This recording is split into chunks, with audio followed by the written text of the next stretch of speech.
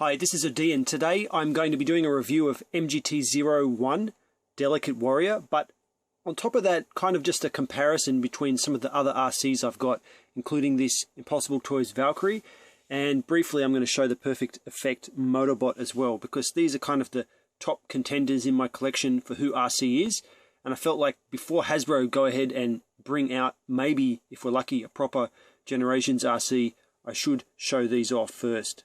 If you do want a full review of the Motobot, I have that already on my channel, and I'm just going to show her briefly for comparison here. But looking at the other two here, we've got Valkyrie, which is from Impossible Toys. This is one of the earliest third-party Transformers, and it is very dated and much maligned. You'd be hard-pressed to find anyone who really likes this toy these days.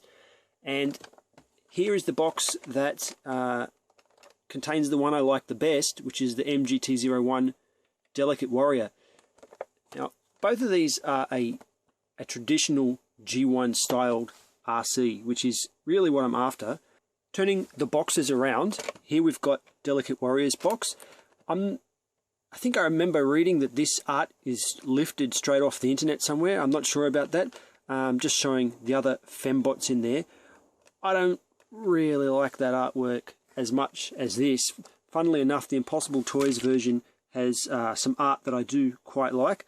There's RC, very G1 RC, gritting her teeth, shooting at the Impossible Toys Quintessons. There's the, what's that, the Scientist Quintesson, some pictures of their Paragon Medic, is it? Paradron Medic repaint there, I don't have that one.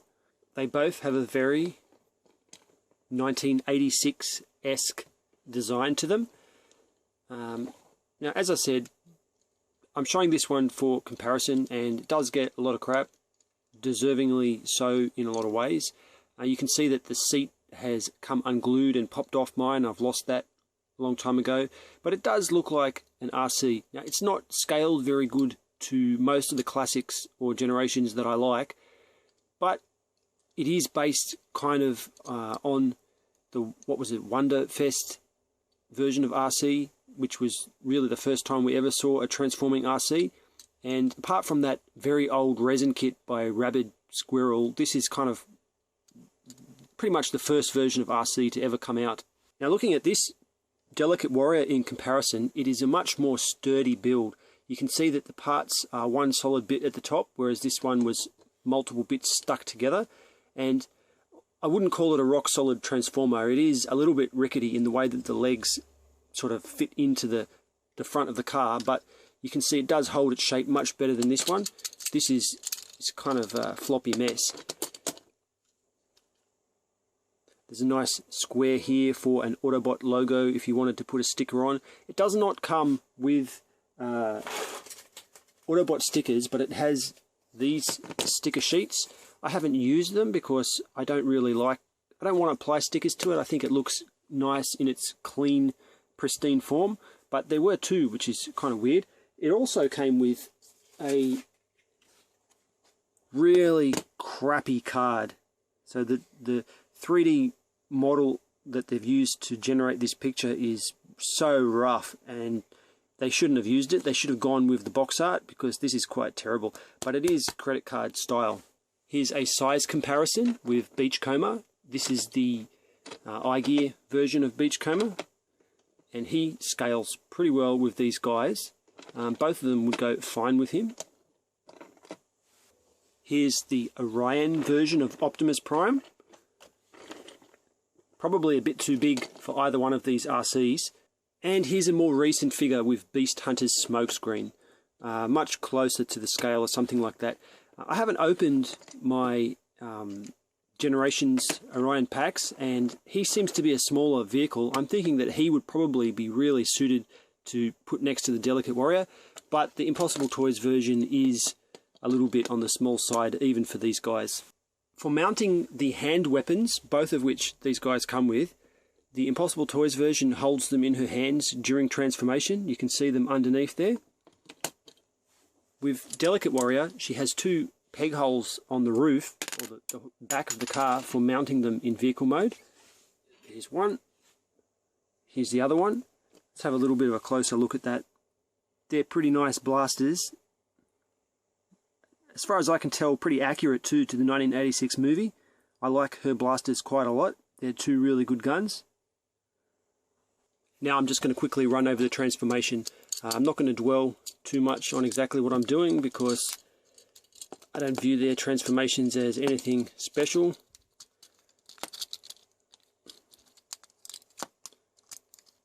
As I said with this one, it is just like those old pictures that we got of that custom many years ago, and it's pretty strictly adheres to that old style.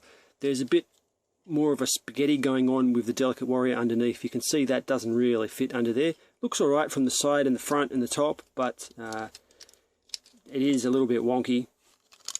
They both suffer from no real place to peg the legs. The legs sort of just stick under that hood in vehicle mode, and just the fact that they're under it holds them in, but they don't really peg in at all, which is probably the weakest thing about both figures.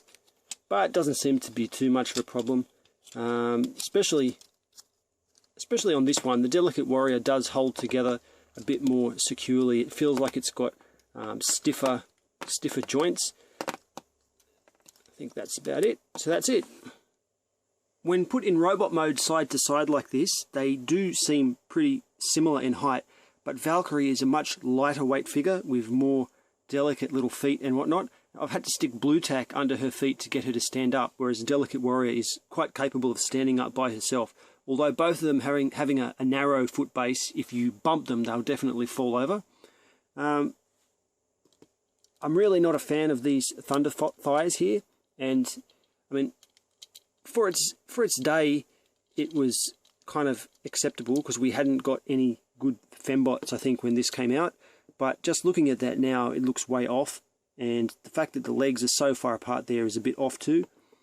Valkyrie also suffers from some pretty terrible seam lines. If you look at the side of the head there, it's a real mess, as well as not really tabbing in at the front. So it's meant to tab in and then the sides hold it in place, but it doesn't really work that way, and you can see the arms starting to split there as I push it. What I love most about Delicate Warrior is the kind of kindness of the face. If you look at her face there, it is very clean, and she's just got a beautiful, kind face on her, and I don't know, I really like that. It's, even though it's definitely a robot figure, it's got a real femininity to it, as well as sticking pretty close to a G1 design, which, like a 1986 movie design, which is really what I want from an RC. I'm not so much one of these fans that need a comic or an IDW RC. I really like to have a good version of 86 RC. For photos, if you're willing to play with her a little bit like that, you can get some poses kind of happening, but if I just give this a little bump, you can see that there's no way it's going to hold that position for very long, and that's mainly because of those tiny little heels we've got happening at the back there.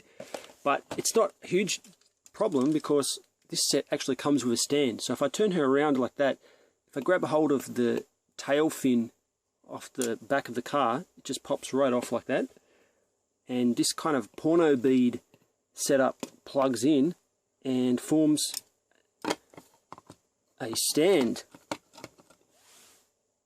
So now any pose you want is possible, and it's very stable. You can put it up in the air or bend it down to touch the ground like this, and it goes on the shelf pretty perfectly. You can do all those kind of leaping and jumping and shooting poses.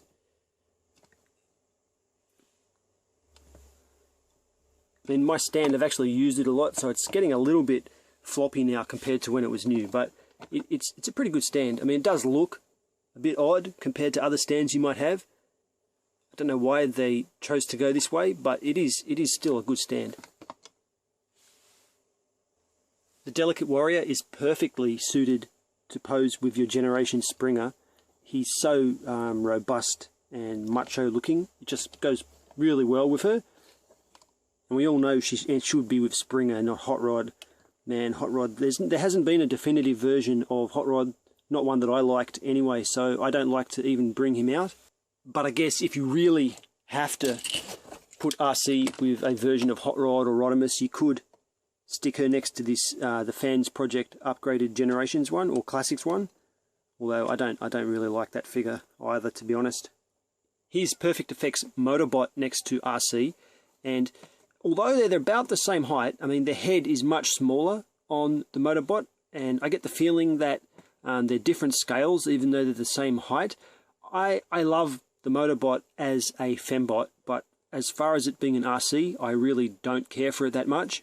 If you look at the Motobot's head, you can see that it's really a lot less feminine, and in fact her whole body is a lot less feminine, which is part of the reason I think that I don't like it as much for being Arcee.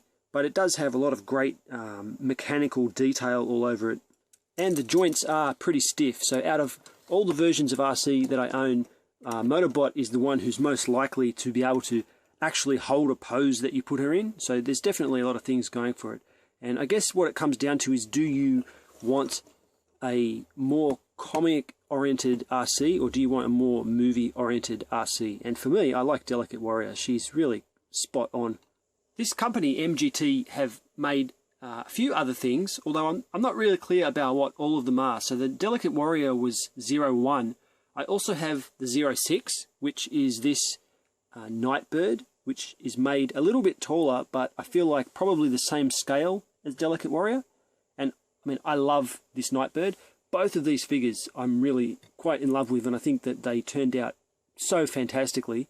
But I don't really know what the 02, 03, 04, 05 are. I'm going to have to look that up, because as far as I know, these are the only two figures that were ever available for me to buy anyway. And just like Delicate Warrior, Nightbird has a fantastic head sculpt that really captures the character, which makes it the best version of this. I do have an Impossible Toys version of Nightbird as well, which is this TFCon exclusive Nightbird based on the Valkyrie mold. Now, as I said, this mold is not so fantastic by today's standards, and actually the QC on this Nightbird version was even worse because I had two right arms. I don't know how this was an exclusive because I just bought it off BBTS, but it does say TFCon exclusive on the front. Here's a bit of a close-up to show all the nice details. Her kind of centerfold spread, if you know what I mean. The wheels in here, they feel like a kind of rubber over the top of a hard plastic. Nice double jointed knee. Joints on the toe. This chest is die cast. The holes here are not uncovered screw holes. They're actually peg holes for this to peg in to the backpack in transformation. Clear plastic on the sides of the head. Nice little details. If I had any problem with this figure, I would say that it's started to slightly yellow. I keep this in a Ziploc bag in a dry, dark plastic container, and over the years since I've got it, it has started to yellow a little bit. It may not be picking up on camera, but to the naked eye it is definitely visible, especially the plastic in comparison to the white paint on the die cast area. So my verdict, I really like the figure of Delicate Warrior. I'm very happy with her, and it's almost a definitive Arcee for me. The only thing that stops her from being the Arcee that I'm happy with to have in my collection permanently is that slight yellowing, because I am worried that over time it's going to get worse and worse. Now, I put Valkyrie in here as a comparison, mainly because a lot of people seem to get confused between the different Arcees that are out there, and I think that the bad reputation of Valkyrie tends to rub off a bit on Delicate Warrior, but they are two different figures and very, very separate figures. The quality and QC are worlds apart, and if you've heard bad things about Valkyrie, I don't think that that should put you off getting a Delicate Warrior. Delicate Warrior is fantastic. Now, having said that, the Valkyrie figure, you got to remember, it came out years ago. It feels like it must be close to 10 years ago I first saw stuff about Valkyrie. So this is coming from a different world when third party wasn't the thing that it is today. So when you look at it in that time context, It isn't quite as bad as what people make it out to be. Although if I had to choose, I would just get one. I think Valkyrie cost me $80. It was the first thing I ever ordered off BBTS, and that was, you know, a fair way back. So Delicate Warrior still only costs about $100, so she's definitely a better value proposition. So there you have it, the 3 most common kind of RCs. Now, I didn't cover official RCs. I do have Animated Arcee, and she's a pretty good figure, but you know, Animated's had its day kind of, and I don't keep it on display anymore. But all 3 of these are suitable for display. I mean, if you like kind of really G1 display, I guess you could put Valkyrie with G1 cars. Delicate Warrior goes pretty well with Classics Generations, and so does Motobot if you like IDW kind of stuff. So this has been my video review for MGT-01 Delicate Warrior. I'm odeean. Thank you for watching.